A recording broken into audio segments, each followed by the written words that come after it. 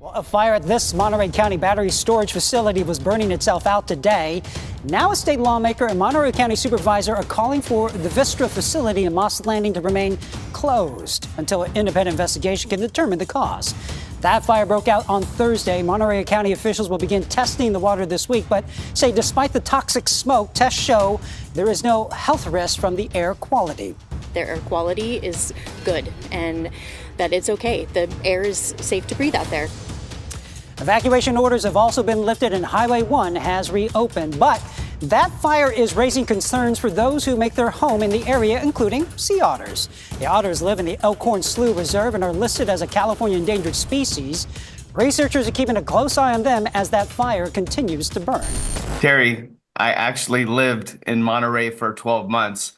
One of the most beautiful places in the world, but I didn't even know there was a battery plant there. But is batteries taking over California? Is that the way to go? Because I don't think it's helping. This whole battery technology where they try and take all of the solar, wind, and solar panel energy that's created during the day, and then they store it in these batteries. This is actually at Moss Landing, which is near Santa Cruz. You can see it from Monterey on a clear day if there's not battery toxic fumes in the air blocking your view. But this is the multiple fires we've had at these battery plants. They think this is the answer to everything, that we're going to just shut off fossil fuels in 2030, 2035, and we'll just run off these batteries that explode and create all this toxic gas and endanger wildlife, et cetera. But Terry, did you not catch that they said that the officials in the government said that the air is fine and that it's okay when it comes to battery fires? Well, I guess they could do that. I guess we could just have all of these battery fires, and then we'll have all of these cancer clusters in the area, and they'll say that it's global warming causing the cancer clusters. So it's certainly not the battery toxic gases that come from those. Yeah, global warming. That's it. I don't even know why. Why didn't I think of that? The Prius driver is talking about how the otters were safe. The otters are safe because the toxic fumes didn't reach the otters. So the estuary is safe from the new technology that's going to save the planet. Gavin with the good hair, Newsom. You thought you were going to be president. You're never, ever, ever going to be president.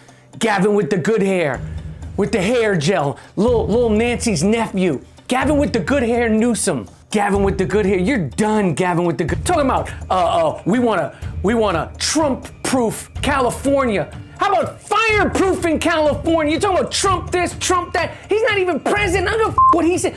This is on you. David, you often talk about passion. Do you think there was any passion in that gentleman's voice? I think I have a new catchphrase. I like this one. California really needs to Trump-proof California. Well, how about you guys fireproof it? Let's start there. That way, at least you're going to have a state that's not on fire. What do you think, Terry? Well, that's why we need to stop using fossil fuels, because it's global warming. It's not the incompetence of the leadership of California and the fact that they leave reservoirs empty, that they don't clear brush, that they don't do control burns, that they don't manage the forest, that they don't allow logging. They don't allow any of that. But it's global warming that's causing these places to burn. It's certainly not Gavin Newsom, who really should have been president this time. Do you know he wanted that instead of Kamala. He didn't want her in there. It's the country's loss. It's the country's loss that Los Angeles burned down, and we don't have Newsom now to be president in the future.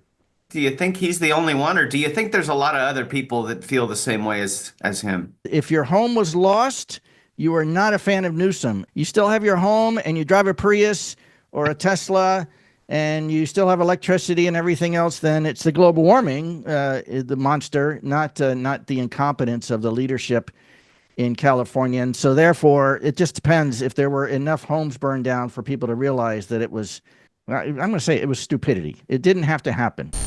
With Oakland's former mayor now indicted on federal bribery charges, the indictments are another blow to a city already facing a number of major setbacks in recent months and years. ABC 7 News reporter Suzanne Fawn has reaction now from community leaders.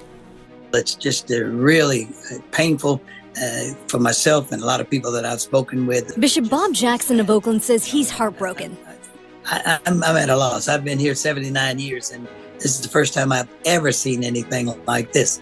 in our city. So it's just sad. It's a sad day. Former Oakland Mayor Shane Tao has been criminally indicted by a federal grand jury. The indictment is a major blow for Oakland, a city already reeling from Tao's recall, along with crime, homelessness, budget issues, and the recall of the county district attorney.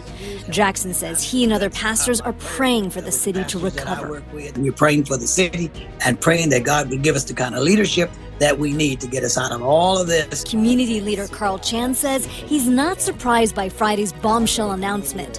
He says the indictment of the former mayor proves that nobody is above the law.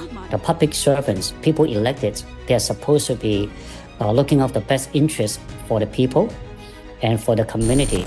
The best interest for the people. I think that when we talk about leaving California and welcome to America, that's kind of what happens there. But I don't know that the politicians in the government are usually in the best interest for the people. But I got to tell you, if the FBI is investigating her instead of people praying in front of abortion clinics, then you know that there's some probable corruption going on there.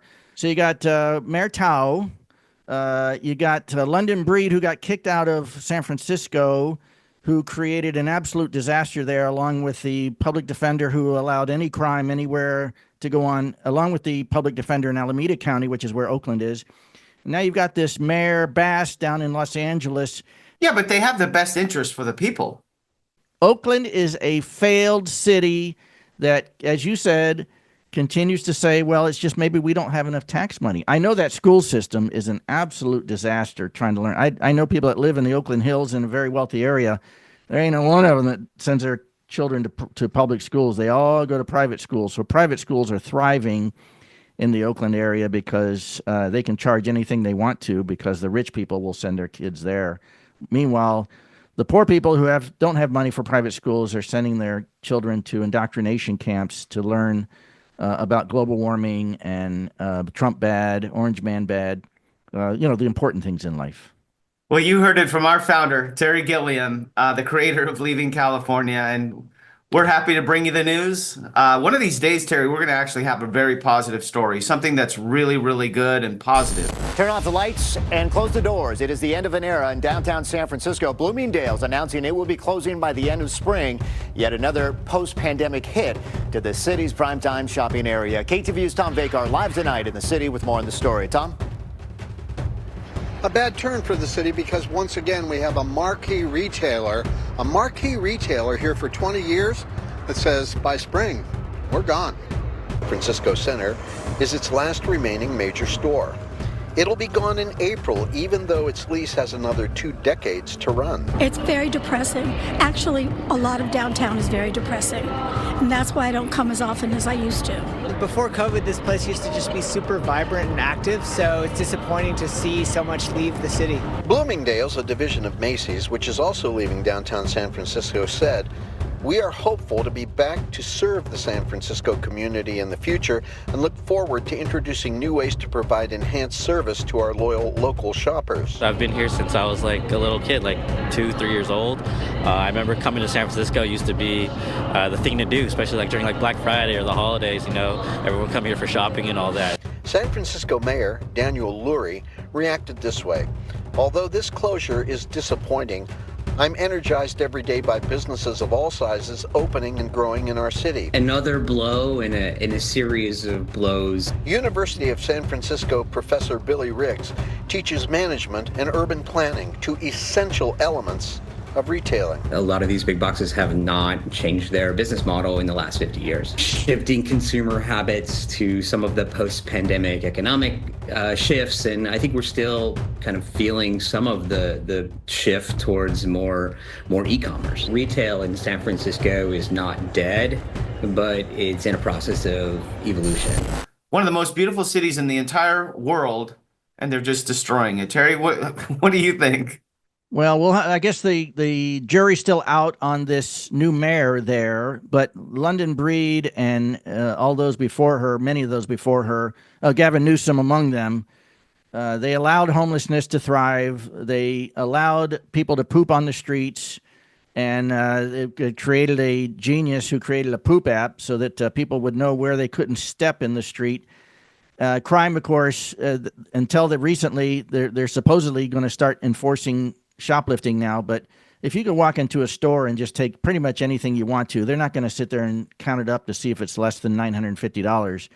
But they've created all these gangs, break-ins. You certainly can't drive to San Francisco because they're going to break your window if they see anything of value, and they're potentially. Remember, people may not even know this, but in San Francisco for a long time, people would leave their windows down and pop their trunks to show people. So otherwise, they were going to be prying into their trunks. Yes. Yes. Good gosh, what a disaster that city is, and it's just a leading indicator for the direction that California is going. And thank goodness the rest of the country has woken up, and we're not going in that direction. One of these days, we're going to have an amazing, positive story. I feel it coming. Maybe 5 years from now, Terry. Well, David, I will tell you. Look, on a serious note, this is why people are leaving California. They've had it with this nonsense, this crime, homelessness, fires, everything. Incompetent government. And let's not forget the highest cost of living probably in the entire country, if not the world. Certainly in San Francisco.